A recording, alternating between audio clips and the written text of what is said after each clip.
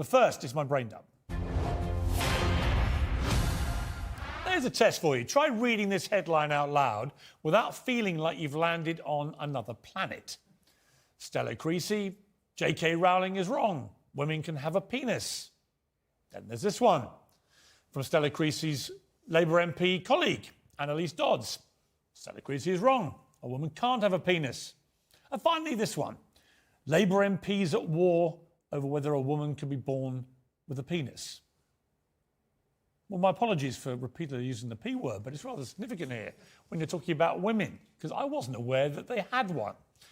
We've got to this ridiculously absurd stage in the gender debate, a civil war erupting between two British female MPs from the same Labour Party, over something that we already all know the answer to. But who can blame them for their confusion when their own leader, Sir Keir Starmer, can't even answer the question at all? A woman can have a penis. Nick, I'm not. I don't think we can conduct this debate with, you know. Sorry, have I offended you in some way? No. It's just. He's not asking you for Pythagoras' theorem. He's just saying, what's a woman? Can a woman have a penis? This is all so insane.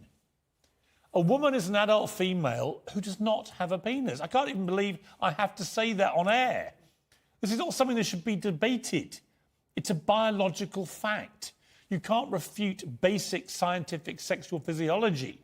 I mean, you can scream and you can bully and try to cancel people, but ultimately, facts are facts. Science is science. Now, gender is a different matter. In a free society, you can identify, frankly, as whatever you please.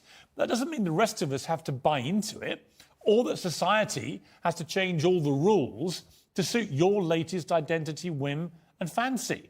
Like the debate over what a woman is, gender self-identity is also going completely bonkers. British police forces are now allowing suspects to choose from 67 genders. I mean, imagine being the guy, person, who has to make the bar charts for crime statistics. Meanwhile, prison officers are told to use whatever personal pronouns inmates decide they want to be called.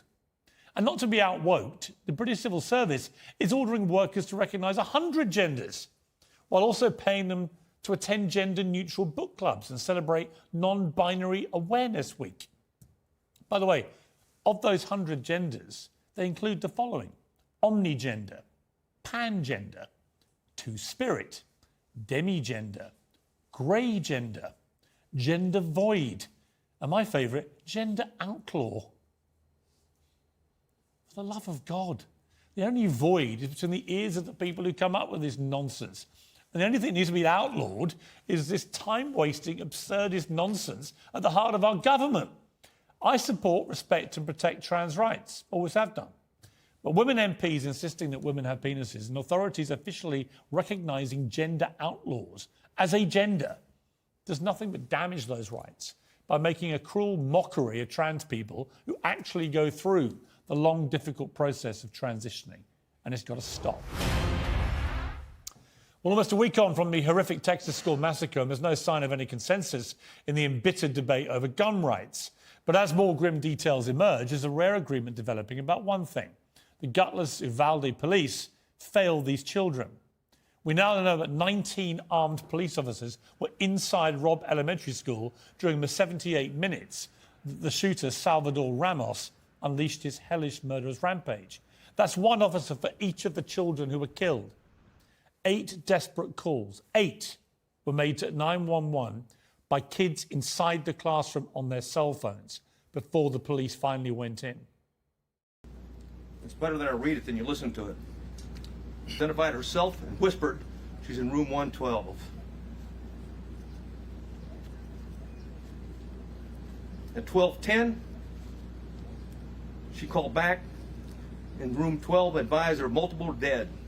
At approximately 12:43 and 12:47, she asked 911 to please send the police now. At 12:46, she said that she could hear the police next door. At 12:50, shots are fired. They can be heard over the 911 call. And at 12:51, is very loud and sounds like the officers are moving children out of the room. Isn't this unbelievable? Kids in the classroom who'd seen some of their fellow students being murdered were calling 911 to tell the police, who were standing outside with guns, what was going on. And for minute after minute after minute, those police did nothing until it was all too late. We've been told that they were waiting for keys for tactical equipment, for orders from their boss. We're also told in their apparent defence that apparently they could have been shot at and killed. Well, yes, they could, but that's actually their duty. It's literally what they signed up for, to protect the public. After the Columbine High School massacre in 1999, where 13 people were shot dead as police waited outside for an hour, cops were ordered after that to prioritise the safety of people under threat, not themselves. Police in Uvalde were briefed on this as recently as March. They were specifically told, officers' first priority is to move in and confront the attacker. But they didn't. Not one of those armed police chose to confront the shooter before it was too late. As a result of their shocking collective cowardice, 19 children and 2 teachers are now dead. Shame on them. We'll bring out the bunting. Ready the Victoria sponge. Cover everything in the Union flag. It's almost platinum Jubilee street party season. But no, not if the fun police have their way. 15 million Brits are preparing to celebrate 70 years of the Queen's reign this weekend with a mammoth 4-day traditional Best of British street party. But Killjoy councils are reportedly warning that 6 weeks' notice is required for a road closure. So the multitude of neighbourhoods who missed or didn't even know about the deadline will be holding street parties which are now going to be deemed illegal. They're quite literally replacing our bunting with red tape. When did the land of hope and glory become a land of nope and boring? Come on. We've had dismal summers of life under COVID lockdowns, unable to hug our loved ones, and where finger food was frankly unthinkable. This is the perfect time for a massive party, a rare moment of national unity in respect of our greatest and longest-serving monarch. Once again, I turn to my late great friend, cricket legend Shane Warne, for the best response to party-pooping claptrap. And in this politically correct day and age, we've just got to be a little bit careful, but sometimes just say, get stuff to the fun police. Exactly. My message to the British people is ignore these pen-pushing Jobsworth. Get out there and celebrate our Queen like you've never done before. I regret to say I have a trigger warning.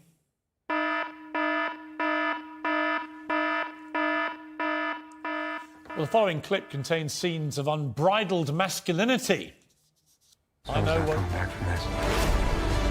Those are your pilots. Anything happens to them.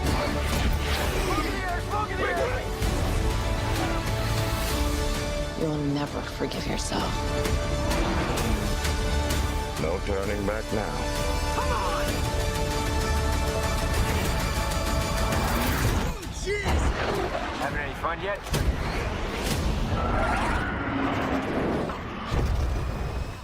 I know, wokies, I know.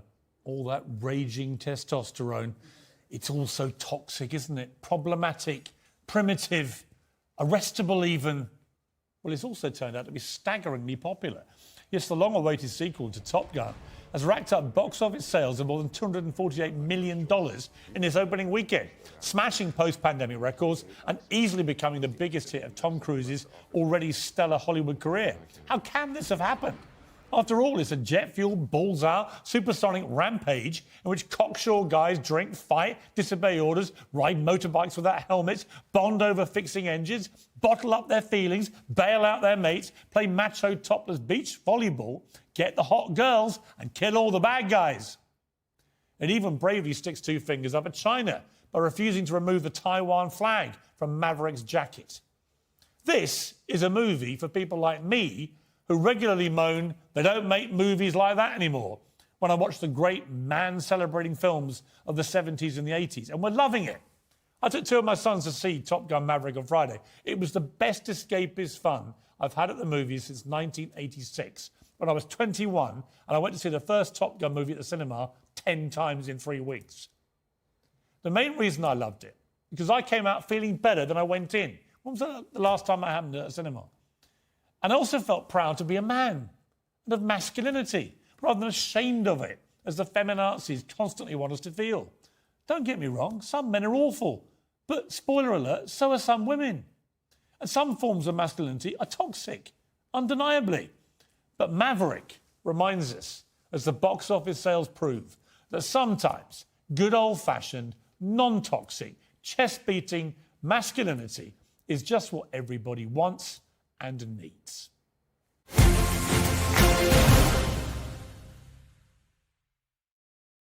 Good evening from New York. Welcome to Piers Morgan Uncensored. Whether we monarchist Brits like to admit it or not, the President of the United States is the single most important person in the world, commanding the world's mightiest military and holding the purse strings of its biggest economy. The President could end Israel's war in Gaza with a phone call or decide if Ukraine gets the backing it needs to beat Putin. At least that's the general idea. But the current Commander-in-Chief is 81, seemingly going on 181 after a lifetime of distinguished public service as a pragmatic politician and, in my view, a thoroughly decent human being. President Biden looks increasingly unfit for service. And with the president in visible decline, his re-election campaign is, well, transitioning. You might say its pronouns are changing before our very eyes. The two most important women in President Biden's life have been sent out to jumpstart the 2024 race. Wildly unpopular VP Kamala Harris said this. We've got 10 months to go until the election. And increasingly, and you've seen it even just this week, we are all starting to narrow in on what this election will mean. And it's going to be the choice between what is about respecting our democracy, what is about competence versus chaos. Well, the Vice President is right. Competence is crucially important. But her own boss has trouble getting up the stairs and can't seem to find a way off a stage. His frequent verbal and physical stumbles are the subject of both comedy and concern. Most people responded with laughter and derision, for example, when First Lady Jill Biden said this about him. I see Joe every day. I see him out, traveling around this country. I see his vigor. I see his energy. To those who say I can't vote for Joe Biden, he's too old. What do you say? I say his age is an asset. Energy and vigour. Not quite what I'm seeing. You can make a plausible case for the wise old statesman with a firm hand on the tiller, but campaigning on Biden's vigour may well fast-track Donald Trump, who does have a lot of vigour, to the White House. Now, at 77, Trump's no spring chicken himself, but with his diet-defying swagger and showmanship, most people on his side seem to be believing him when he says things like this. I feel like I'm about 35 years old. I actually feel better now than I did 30 years ago. Tell me, is that crazy? I feel better now. And I think cognitively I'm better than I was 20 years ago. I don't know why. That is a slightly more debatable subject, Mr. Trump, but a whopping 77% of Americans, both Republican and Democrats, believe that Biden is simply too old to run the country. Almost 70% think he's mismanaged the crisis at the southern border. Just 13% say they're financially better off on his watch. At this stage of his term, he's the least popular US president in recorded history. And this stuff matters. US politics is almost hysterically polarised to the rest of us outside America, but most voters are in fact ready to be persuaded. White working class voters ditched the Democrats to propel Trump to office in 2016. Now more and more Hispanic and black voters are shifting Republican too. Biden says he's the only man who's ever beaten Trump, and that's true. But right now, he may be the only one who can lose to Trump in November. Well, I'm joined by my super PAC here in the studio in New York, co-host of The Breakfast Club, Charlemagne the God, host of The Rubin Report, Dave Rubin, and the Democrat strategist and Fox News contributor, Jessica Tarlov, who I could hear her lips pursing as I read that monologue. That I could feel them pursing. I appreciate, though, I saw you tempered it a bit. Whoever put it in the prompter was harsher than you were. I could feel the pursing. I was reining back in real time. Let me start with you, Jessica, because I like Joe Biden personally. Yeah. I think he's got a lot of very admirable qualities as a human being, and his own story. You know, the fact he lost his wife and a baby when he was just a senator. He then lost another son. Anyone that can do that and still do the job he's doing will always have my admiration. But there is no doubt he is in real trouble here. Is there any doubt? I mean, can you paint a picture that isn't as grim as the one I painted? Oh, I definitely can do that. And I've been preparing for 3.5 minutes to get a chance. I'm not going to start by denying that the age factor is massive in all of this. And I think that people's concerns as well about Kamala Harris and her readiness to take over informs that. If there was a hugely popular vice president kind of waiting in the wings, I think things might feel a bit different for people. But 81 is 81. There are some 81-year-olds. We all watch Warren Buffett, right? Mick Jagger is 80. Yes. Nearly 81. He would have a different kind of agenda for the country. But yes, he does. Might be quite a popular one. Yeah, that would be pretty good. I wouldn't hate it. But there is a problem going on right now with media coverage of the Biden presidency, and there are problems with the Biden campaign. What are the problems? So I'll start with media coverage. Everybody knows now that you want to print stories that get clicks, and negative stories are the ones that do it. Even people who are huge supporters of the president focus on all the polls that are negative. Most people wouldn't know that if you went to the Real Clear Politics homepage and clicked on polls, the average has Joe Biden down just 1 percentage point to Trump. You would think that he was getting trounced. You'd look at swing state polls and you'd see that in a lot of the swing states, like Pennsylvania, for instance, which is going to be a huge deal, he's up massively. We only talked about the fact that he was down in one Michigan poll last week.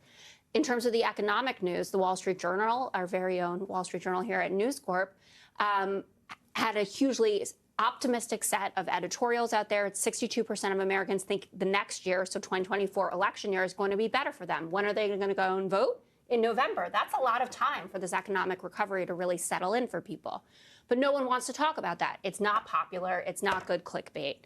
The second part about the campaign, and this is where I think the Obama folks who have been perhaps too publicly critical, I think, of the Biden campaign, their ground game is not visible to folks. They don't feel like they're there in Nevada, in Arizona, in Georgia, in these states that we desperately need to win. And they are working on that. And I think that the president himself needs to be more visible. If I was working in the White House, I would have him out there all the time. I understand you might be risking Would you? You see, a stumble. I wouldn't. I'd do what they did with him last time. I'd keep him in a dungeon. I mean, Dave, look, here's the thing. I think the problem is not, it's not his age.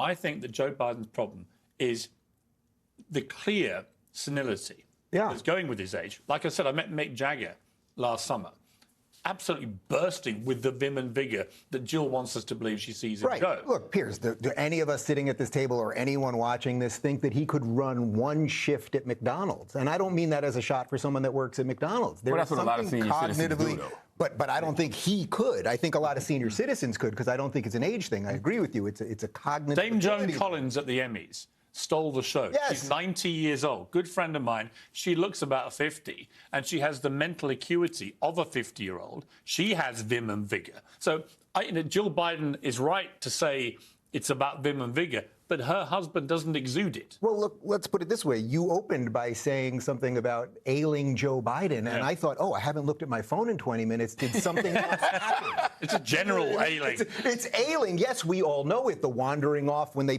get him off the plane and the confusion. He literally on camera what was it, 2 years ago, said, let's go, Brandon. Like, something is not right. We all know it.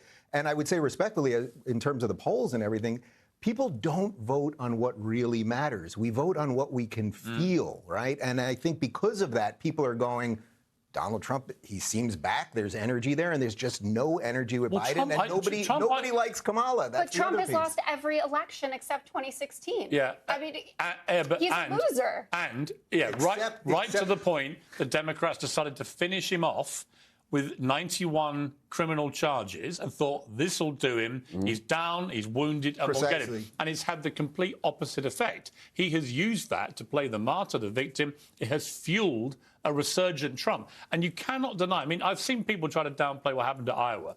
But if that had been Joe Biden who'd done that at Iowa, you'd be saying, this is unbelievable. It's a landslide. It's amazing. He's killing them, right? Trump is back. And I think will definitely be the nominee, regardless, unless there's some extraordinary twist of events. He's exuding the air of someone on a mission. He's got vim and vigour. And whether you love him or hate him, and it's equal doses with Trump, you've got to say, Trump v. Biden in November, I could see Trump winning that. Is there anything about Iowa that makes you say maybe Republicans should pivot and go to somebody like a Nikki Haley, maybe? Like when you see that she picks up, a lot of Democrats, a lot of independents, do you think that they're doing themselves a disservice by maybe not getting behind her? Possibly. Because the GOP is going to fall in line, and she's somebody who seems like they can pick up votes from both sides. Yeah, I mean, but you yourself, made news by talking about the vim and vigor claimed by Jill Biden, didn't you? I mean, you're not. I don't see the vim and you're not vim and vigor, or whatever it is. Yeah, and I had a great time on your Breakfast Club show yesterday, and it was really enlightening conversation we had. But it's not that like you said, are you telling people to vote Trump? No. It's not for me to tell people how to vote in this country. And I've been very critical of Trump since certainly overall the stolen election nonsense, the January 6th thing. I wasn't buying into any of that. And in a way, I felt that was disqualifying. But we are where we are. It didn't disqualify him. He could actually go to prison and still be president of the United States constitutionally. So we're into completely uncharted territory. All I do feel is the more the Democrats have tried to kill him off, particularly with all these criminal charges, the more that even Republicans that don't like him have gone, you know what, it is a witch hunt. The Liberals are trying to nail this guy. He's one of us. We're going to back him. And so it's been self-defeating. A bit like the Russia collusion thing. Yeah, I agree with that. And I think the interesting thing is if you're going to use language like, this is going to be the end of democracy as we know it, then there needs to be a sense of urgency. Like you said, when is the ground game going to start? Why is the ground game just starting now if it's going to be, the end of democracy? And I think that's what scares people, too. If we see the clear and, to me anyway, the clear and present danger that could be a second Trump presidency, is the Biden-Harris ticket a winnable ticket? I'm a person who voted for Joe Biden in 2020, so I don't think it's anything wrong with asking that question. Do you think it's a winnable ticket? I don't know. When I look at the polls, I don't think so. I think that a 60-plus-year-old... No incumbent president with this poll rating that Biden's currently at in the low 30s has ever been re-elected. Yeah, when I look at it, I don't think so. You never know. You can say it's 50-50, but I think a 60-plus-year-old Joe Biden, with the things he's done as far as the infrastructure bill, even the student loan forgiveness, the way the economy is now, I think a 60-something-year-old Joe Biden. He also said to you on your show, which again made headlines. You make a lot of headlines, Charlotte. I'm jealous. But he said, if you're black and you don't vote for me, you're not black. He meant it as a joke. But what did you think when he said that? Was that a sense of entitlement, a bit of arrogance about the African-American vote? I think that, he has too many black friends around him, and they made him feel comfortable enough to make that joke. I feel like he probably had a bunch of black people around him who have said that exact language, because when they say that, they're saying that, hey, if you vote for Trump, you're literally voting, against your own interests as a black person. And I think he's heard that a bunch of times, so he thought that would have been a nice little... Dave, let me ask you a specific thing, Dave, about this, right? So Trump, this is where I have a problem with Trump. Every time I sort of, he makes me laugh, right? He just does. When he said that thing on the eve of Iowa, that even if it kills you, come out and vote it, you've got to laugh. Right? And actually watching people leader of the free world. But watching po-faced liberals lose their minds when he does that stuff makes me chuckle, right? I see myself as pretty down the middle, but I think he's funny and he can make people laugh. But when he says this, I don't laugh, right? He said the President of the United States on Truth Social yesterday, the President of the United States must have full immunity, without which it would be impossible for him or her to properly function. Any mistake, even if well-intended, would be met with almost certain indictment by the opposing party at term end. For even events that cross the line must fall under total immunity. So I tweeted, so if President Biden orders the immediate assassination of you, Donald Trump, that's okay, is it? That's covered. What you're explaining is the true magic of Donald Trump, whether you love his policies or not. Because on one hand, you're going, well, there are certain lines when he pokes fun at the... Yeah, but he means this. No. So your line now is, he put it in quotes, crosses the line. No, I can tell when he's laughing and joking. So you think when he says cross the line, what he meant was, I can take out Joe Biden. No, that was me suggesting that that's where you take the argument. But what do you think he means? I think what he means would kill. I think he's actually, as always with Trump, it's self-interest. He wants to basically make sure he can't be prosecuted. He means Jack Smith, go home. Yeah. That's what he means. Yeah, and if the corollary is my political opponent could kill someone, he then wants to talk about 2016 when we all ran around and said he could shoot someone in the middle of Fifth Avenue, Yes. and his supporters wouldn't care. By this new criteria, he could do that and get away with it. Right. Well, I think there are some legal questions as per what a president is allowed to get away with and not be prosecuted after. But I'm pretty sure murder is not one of them, like outright murder. We don't know that. He would like it to be. He would like anything that crosses the line to fall under total immunity. The man has open adulation for Xi Jinping, That's right. Yeah. for Kim Jong-un. That's right. He's a wannabe dictator, and I don't, I've been at Fox News my entire media career. I do not fancy myself an MSNBC type person who wants to lose their mind about those things. But that is very serious to have someone who was the leader of the free world and is running to be it again, to believe that these people who are anathema to democracy are doing it right. What did you feel when Kamala... And also, too, though, we're acting like, it's not just rhetoric. Yes, he said he wanted to be a dictator for a day. Yes, he said, he should be immune from killing his political rivals. But he also attempted a coup in his country, guys. Right. Like, why are we acting like that did not happen? Why do we keep acting like January 6th did not happen? I mean, it didn't happen. I mean, what, that a bunch of people showed up with no plans, no weapons? I mean, I'm not defending the people that actually broke windows or anything else, but there was no coup. There was no That was an attempted coup in this country. I got eyes and ears. I'm not a political expert, was there but a plan? I know what I saw. Was there a plan? Did anyone have a piece of paper that said Proud this is what Boys we're had a gonna plan, do? and they were invited into the White House. That's There were people with zip ties. That's not a casual thing that you walk around with. I'm not diminishing They went after the ballot box. They were talking about hanging the vice president. There were 1,000. There were only 100 bad ones, let's say. That doesn't mean that it wasn't an attempted coup fomented by the President of the United States of America. I mean, does anyone honestly think that Donald Trump thought that the next day he would be president, post-transition, post-potential transition? Bill Barr does, which is why he finally had to go. There are people, what was so powerful about the January 6th committee and what they were able to put together is the fact that they used almost exclusively Republican testimony. People who had worked for him. Look at the text messages from his own son to Mark Meadows, or what Ivanka had to be honest about when she testified, or Jared Kushner, or Cassidy Hutchinson, who they're going after now. He made a mockery of our system. And frankly, it speaks to the strength of our institutions and the backbone of Mike Pence for that 8 hours that he was able to say, I thought it was I got to say, it was a pretty terrifying spectacle. I'm sure watching it abroad, you thought, what the hell is going on I here? remember emailing one of his team and saying, you've got to get him out there and call this thing off. And he didn't for a long period of time while this mayhem was erupting. You can dress it any way you like. You can spin it any way you like. It was an attempted coup. Thousands of people whipped up into a mindset of, we have to stop this democratic action happening, stormed into the epicenter of American politics, and they tried to take control and, in their eyes, stop democracy happening. Now, the liberal response, by the way, which is to classic liberal response, which is completely half-assed, which is to say, right, let's take him off the ballot now in loads of different states, is obviously stupid. Right, because that is the rocket fuel. You don't try and stop a guy you think has tried to thwart democracy by thwarting democracy.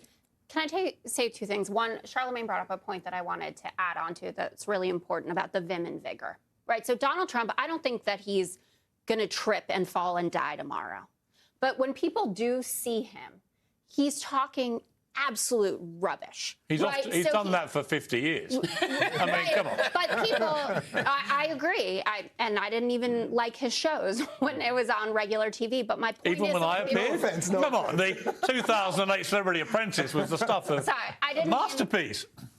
But the kind of communication that he's putting out there, even in the last 48 hours, we went from Iowa, I was on air, and I said this is a big accomplishment for him. He's being conciliatory. How long will it last? Then we got to immigrants are poisoning the blood of America. Then defaming a woman who he's been charged. They found him guilty of sexually assaulting her. He continues with that. He's talking about how magnets work in water, using ID to buy a loaf of bread. It's not like people who are at home are saying, this guy's got it together and this guy doesn't. No, but you know what I'm not even defending any of You know what? We're going to come back. I'm going to talk after the break to Dean Phillips and keep you guys here to react to that. But I also want to talk about what Jamie Dimon said, which I thought was really interesting, when he said that if you call everyone who's a MAGA a supporter of Trump, if you call them a bunch of crazies, then you are completely missing the point why most of them actually want to vote for Trump, which is economy, foreign policy, the border, all these things which he was strong on last time. He said that's why they want him back, because they feel they've been let down on that by Biden. We'll talk about that after the break. Stay with me. Uncensored next. More from my New York super PAC. I'll be joined by the Democratic presidential candidate who wants Joe Biden to stand aside. He's Minnesota Congressman Dean Phillips, and he'll be here live in a couple of minutes. Welcome back to Piers Morgan Uncensored, live from New York City. Democrats are privately fretting about President Biden's disastrous polling in the race for the White House. Very few of them are prepared to say it out loud. Only one elected Democrat has been bold enough to run against the incumbent president. And US Representative Dean Phillips is that man and joins me now. Well, Mr. Phillips, thank you for joining me. I guess the first question for the global audience is, who are you and why do you want to be president? Who am I and why do I want to be president? Well, I'll tell you my quick story. I lost my father in the Vietnam War. He was a soldier who served his country and gave his life to our country. I got very lucky. 3 years later, my mom remarried. I was adopted into a remarkable family.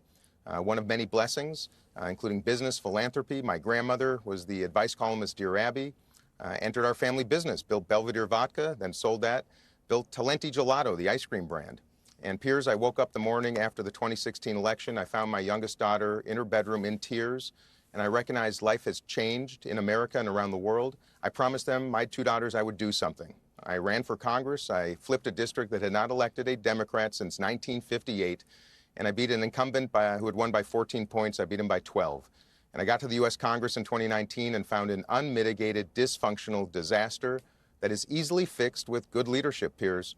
And you ask why I'm running for president? Well, the overwhelming exhausted majority of Americans, center-right, center-left Americans, common sense people, are tired of this. They want to turn the page from both Trump and Biden.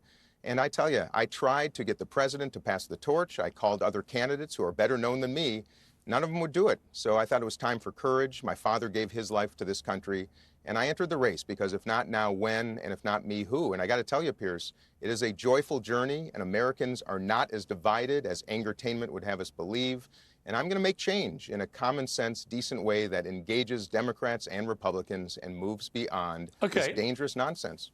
Well, look, everything you say makes perfect sense, except this. Joe Biden, if he doesn't stand down, will be the nominee. Now, twice in post-Second World War history, there has been an incumbent Democrat president who has done that. You know, Lyndon Johnson did it, and there was another president who did it. They stood down and didn't go forward. But if Joe Biden doesn't do that voluntarily, you have no way in. Well, Piers, I don't buy into that. I'll tell you, I've spent my life, my professional life, disrupting businesses and categories, trying to disrupt the U.S. Congress that is in desperate need of it. And that's why I'm doing this again. As long as American voters actually get out and vote in the primary, anything is possible. Joe Biden's not a bad man. He's a good man, but he's 81 years old. He's facing the lowest approval numbers in American presidential history. Every poll he's losing, including the battleground states. And even, you know, Charlemagne the God, who was just on with you moments ago, and I was on the Breakfast Club just about a week ago. He's speaking the truth, too, saying the quiet part out loud. He's not electable. So Democrats will have a choice, Piers, sometime soon, to either go and coordinate a candidate who is going to lose or go with hope and optimism and a brighter future with a candidate, me, who's 54 years old, and able, willing, competent, and ready to combine the very best of center-right, center-left thinking in America and stop the nonsense and win. That's the choice of American voters, and we got to practice democracy, not just talk about it. All right, look, you haven't got much time. Give me 3 things you would do if you were president tomorrow. Top priorities. Oh, let me start with let me talk about executive leadership. I will have a bipartisan cabinet of the best and brightest Americans, Democrats and Republicans. I will have a youth cabinet. I will employ zero-based budgeting. I will actually manage our federal government in a fiscally responsible manner. I will address the southern border, which is an unmitigated mess and disaster, inhumane, horrible for our economy and our international reputation, and we must reform our asylum policies. And then I will do what is most important for Americans right now. Costs and chaos are out of control. Life is unaffordable. 60% of Americans living paycheck to paycheck, 40% cannot afford a $400 emergency. We've got to attack affordability, and we've got to end the chaos, not just in the United States, but all around the world. End the wars, invest in peace, and bring this country together and do our best to bring this world together before it's too late, Piers. And that's going to take all of us. And by the way, as some have noted, Jamie Dimon, about Biden condemning all Trump supporters, I welcome and invite Trump supporters. I love everybody. As long as you are people of principle and decency and want to work together, Piers, we got to change this nonsense. The two parties are the problem. And I'm running for change, and I don't mind that disruption because I think most people want it. Well, it's good of you to join me, Mr. Phillips. I would personally say you probably have two hopes of succeeding, no hope and Bob Hope, but I do admire the aspiration. And I actually like the cut of your jib as well. So you never know in politics, right? Hey, you never know. You got to give it a shot. And by the way, mark my words, watch here in New Hampshire on January 23rd, just 4 days from now. You might be surprised. I look forward to it. I would love to be surprised. Dean Phillips, thank you very much indeed for joining me. Charlemagne, you got... What an optimist you are, P. You know what I am? I'm an optimist tinged with being a realist, right? You've got to be real about this. I don't think Joe Biden has shown any indication of wanting to stand down at all. Unless he voluntarily does that, is persuaded to, he is going to be the nominee, right? And for someone like you, you've become, with your show, various shows, but The Breakfast Club in particular has this extraordinary number of young black people who tune in religiously to listen to it, to watch it, and to think, what do they want? What do they want from their president? I mean, they've got two elderly white guys, right, running for president. This is not an Obama 2008-9 scenario. What do they want to happen here? Well, when you talk about it in those terms, number one, they want both of them to step out the way. They want the GOP to move away from Trump. They want, Democrats to move away from Biden. But I don't care who you talk to. Most folks you speak to want upward mobility. Like, it's all about money. Like, that's the conversation that they should be having. When they're having conversations about, creating jobs, when they're having conversations about the economy being better, that's great. But is it trickling down to the least of us? Is it trickling down to the hood? Is it trickling down to the rural areas like where I'm from in Moncks Corner, South Carolina? If those people aren't feeling the relief, then they feel like, what you're doing isn't necessarily. And what did you feel about Jamie Dimon, who says that, if you just ridicule and mock the MAGA crowd, the really hardcore Trump supporters, it's wrong, that you should respect all Americans, right? They're entitled to their opinion, entitled to vote for who they want to vote for. I mean, I thought he had a point. He also had a point that if you just over-demonize Trump, I think I said on your show, I met Chris Rock after the 2016 election the next day, and he said, if someone's murdered 8 people, don't go around saying he's murdered 9 about Trump. In other words, if you just exaggerate how bad he is, people are going to find out. See, that was 2016. I think in 2024, we kind of see what a Trump presidency is like and how bad it could potentially be. And what are you most worried about with him? I'm worried about, the threat to democracy seriously, because when you hear a guy say, hey, we should get rid of the Constitution in order to overturn the results of election, like when you hear a guy say, you hear his lawyers in court say, well, he never agreed to support the Constitution. It's like, whoa, I don't care if you're Democrat, Republican, black, white, gay, straight. If you're an American citizen, you cannot have a leader of the free world who does not respect the Constitution. Dave, you can't have someone who doesn't respect the Constitution. No, you can't. Well, first off, the beauty of America and our system and the Constitution and the rest of our founding documents is that they work, and we've separated powers enough so that guys like Donald Trump, potentially, if he wanted to be dictator, it's not that you just flip a switch and suddenly you're dictator. So why are they not using the 14th Amendment? Well, hold on a second. I would also say that if you look at the actual reality of Trump's presidency pre-COVID, the economy was booming. We had the Abraham Accords, lowest all-time black unemployment, lowest all-time Latino unemployment. And you may remember at the State of the Union when he mentioned that, and AOC and the rest of the Congressional Black Caucus sat there like this. I thought they would have been for low black unemployment. So Trump has done a lot of things right.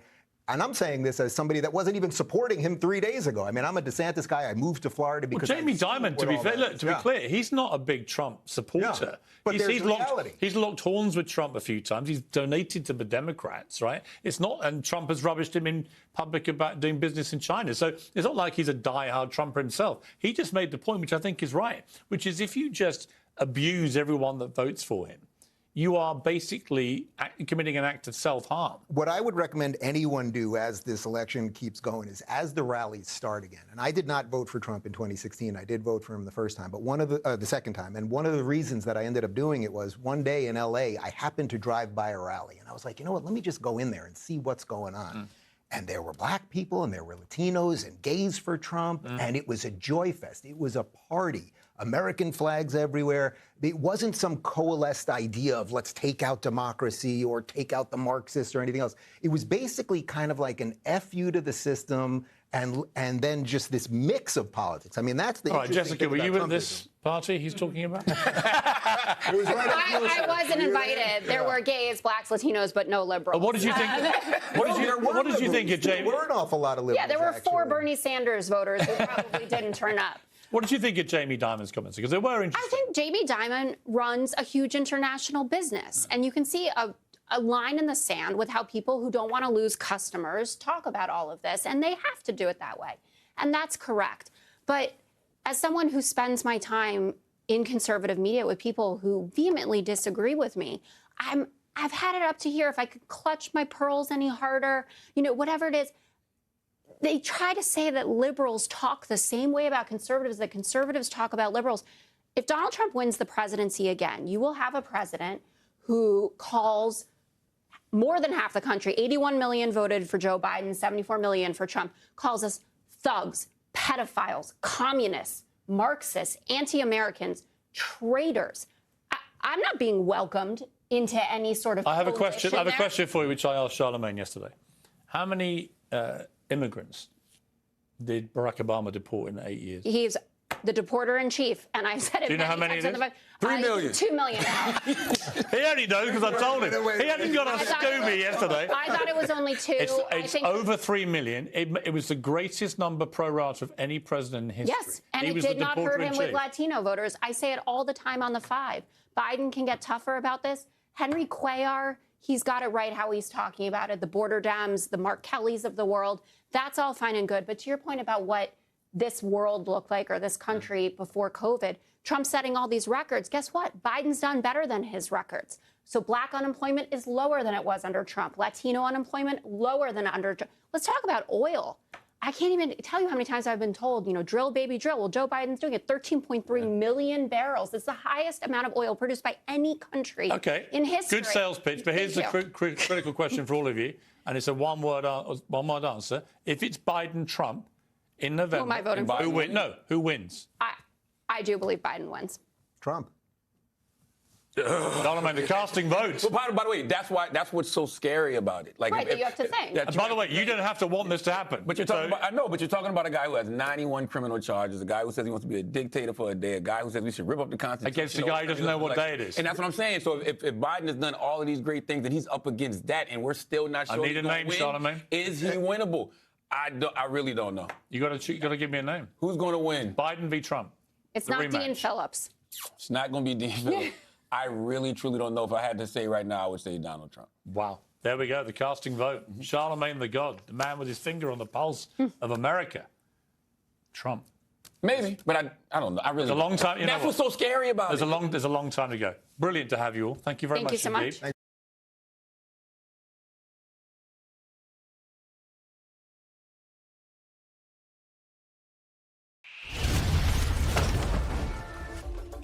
There's lots of debate about who's the greatest football player of all time. To me, there's only one winner, Cristiano Ronaldo. He's not only the top scorer in the history of football, but I think he's the guy that proves it's not just about talent, it's about work ethic. When I had dinner with him in Italy, over 4 hours, I just got a sense of the kind of guy he is. Unbelievably driven, incredibly focused, doesn't party, looks after himself, works out, trains every day, and just wants every day to get up and be the best in the world. And for many, many years, in my estimation, he has been. And you get your Messi fans, of course you do. There's only one Cristiano Ronaldo. The thing about vegans is they always look so miserable, don't they? They always look like what they really need is a good hot steak. And that's probably what they're all thinking. Because who would voluntarily want to be a vegan? It's so riddled with hypocrisy. The ones who say, well, I'm doing it to save the animals. Really? Because most of you drink almond milk, eat almonds and avocado. How do you think those get made? I'll tell you. By the slaughter of billions of bees in California every year, over a 5-week period. Billions of bees get killed so that vegans can have their almond milk and avocado. And yet they dare to lecture me about animal welfare? No. Not having it. Cheer yourselves up and get a nice steak inside you and we'll just pretend it never happened. I like Joe Biden personally. I think he's a decent man, but very sadly, I think what we're seeing is that he got the big job too late. He's about to turn 80, and his early tenure so far as president has been, frankly, a disaster. He comes across as somebody too old for the job, finds it all too much, I think. Certainly nothing like the firebrand senator he used to be in his younger days. I think that America's got real problems now with their economy, with the way they've handled the pandemic, with the division in the country, and he's doing nothing to solve these problems. And ultimately, America needs someone to come in and fix their big problems, as we do in our country. But I don't think Joe Biden's the guy. And you could see a situation where, if he carries on this badly, that Donald Trump could actually get re-elected. And if that doesn't give people pause for thought, nothing will. I think Facebook gets a bad rap. They've done some pretty ruthless commercial things and they deserve to be held account for it. I think they should treat themselves as a proper publishing platform with all the regulation that comes with that, which newspapers and television companies have. But I do think they've been an extraordinary social media platform that have also done a lot of good, which we never read about anymore. It's over 1 billion people, I think, now use Facebook. The way it connects families and friends around the world, I think, has been an amazing thing for the planet. Yes, there are problems with Facebook. Yes, it probably got too big too quickly and they've got to work out how to solve the problems. But I would say that more than not, it's a force for good. You know, one of the things that I really can't stand, and I apologise in advance to anyone who I may know who has one of these. If I can think of one immediately, Sharon Osbourne is going to be shouting at me for saying this. But people that carry little dogs around in handbags, that's not what dogs should be carried in. And if you've got a dog that small, get a bigger one. Nothing against little dogs, they look a bit ridiculous. When you see them in the street poking out of handbags, it's embarrassing.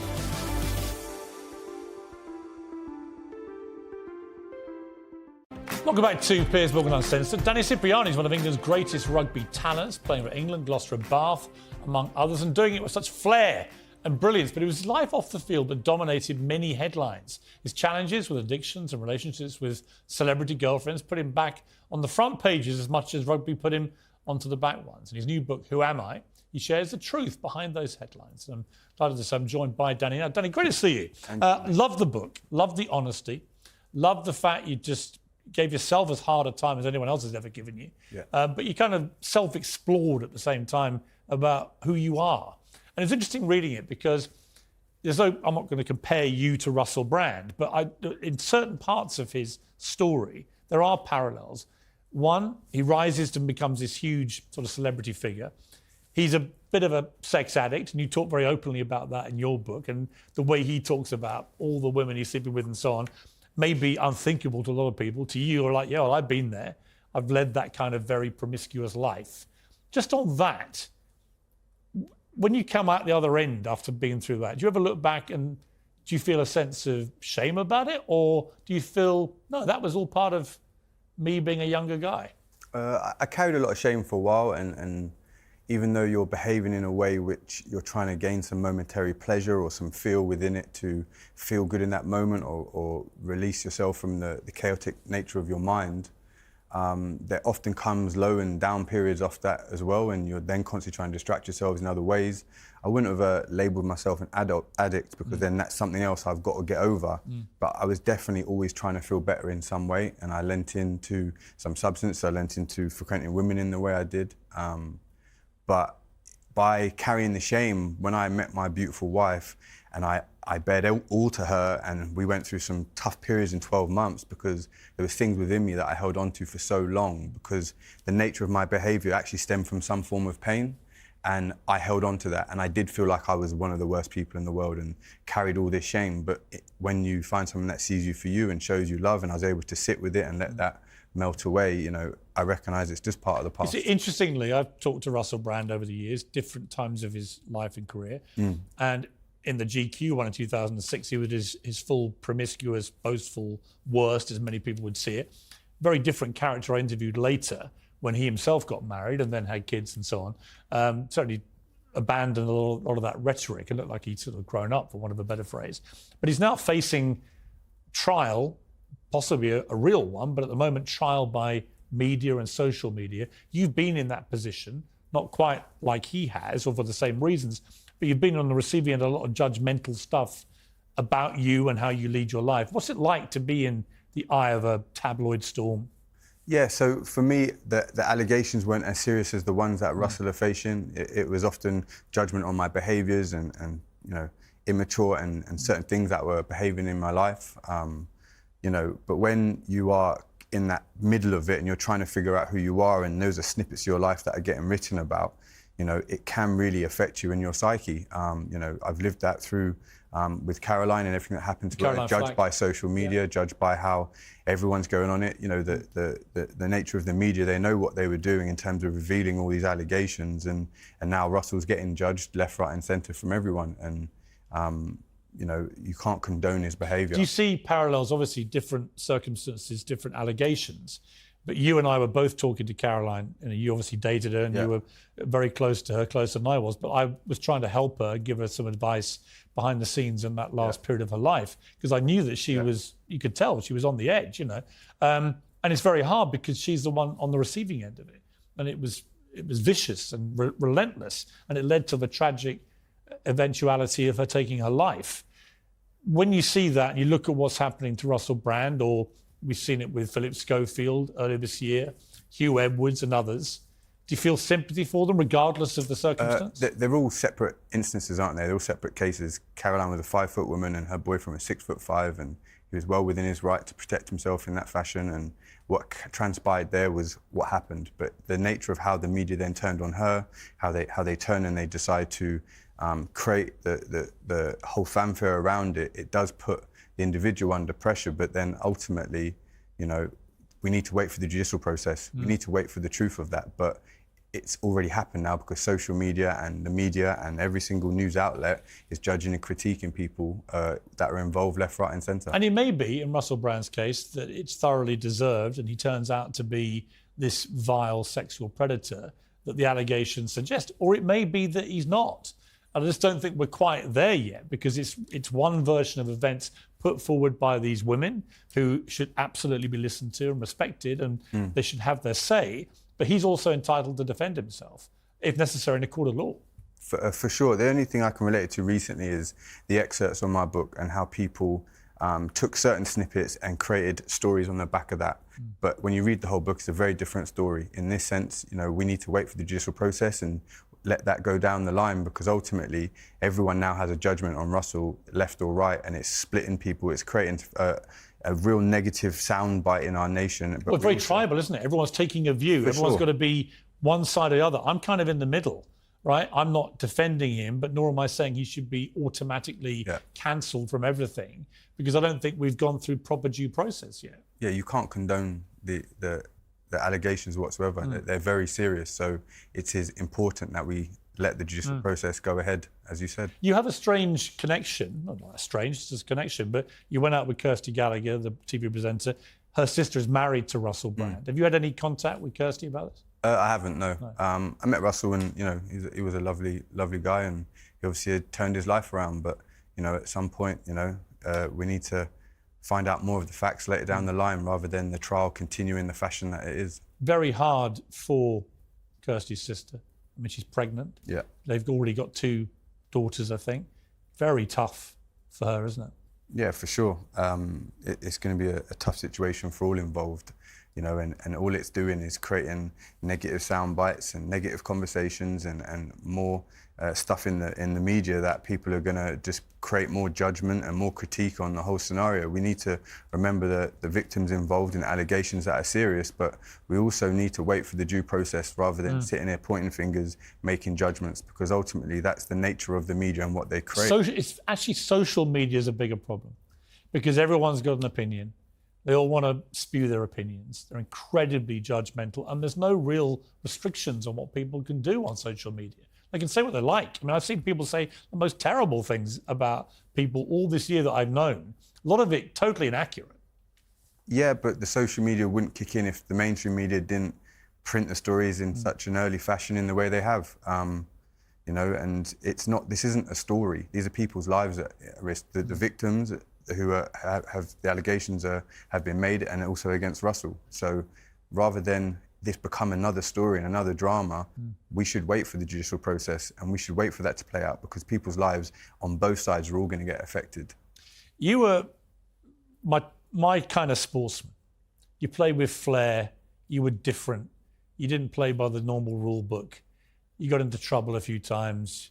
You were a bit of a naughty boy. All my favourites, right? From Ian Botham to Ben Stokes to Gazza to George Bett, whoever it may be. I like sportsmen that are slightly flawed, if that's not a disrespectful thing to say. No. And reading your book, I love the fact that you're all those things, but also slightly vulnerable. I mean, when you got to the end of the book, what did you feel you learned about yourself? For me, it was a very revealing process of going over times that for me, the sport part was easy. The training was the fun bit, the games was the fun bit, and I felt very in flow. I felt very in the moment, and I could go and express myself and play at an extremely high level. But my life off the field was disrupted a lot because of my own upbringing, my trauma involved, and everything that I'd been through. And also, I was going through life alone. I didn't have much port of call to turn to. So I was figuring out a lot of things on my own. So when I look back and went through the whole book and I was able to share and express from a loving place and the wisdom of the experience, it was really cathartic to be able to release that, because I wasn't feeling the same constraints or the confliction that I felt at that point. So it shows that through time and moving on, you can let go and turn your pain into purpose and turn that into love. Do you wish you were in the England team playing in the World Cup? I'm enjoying watching it. I'd always love to be involved playing at some point, but for me, I'm enjoying watching it, and I'm enjoying this whole process and everything that's coming my way. Well, Danny, a lot of people had views about you, good, bad, and ugly. And when I read the more negative stuff, I judge people how I find them. Right? You and I have had a lot of sort of chat over the years. Yeah. We don't really know each other, but we just have. We had various connections, Caroline and others. But the thing that I remember most about you, I had a friend of mine from my village called Wayne, who had terminal cancer, and he put on a rugby day to raise money for a cancer charity. And I just sent you a message saying if there's anything you could offer for the auction. And you sent a huge bag of stuff with your shirt, your boots, some tickets to games. It was a whole load of stuff, just like that. And I judge people how I found them, and you're one of the good guys. And he massively appreciated that and raised a lot of money off the back of it. So thank you for that. No I've problem. never had a chance to say it publicly. I appreciate it. But I appreciated that. No. And I love the book. I think the book, it's called Who Am I? I think the answer is you're probably a bit flawed, like all of us, but you're essentially a good bloke.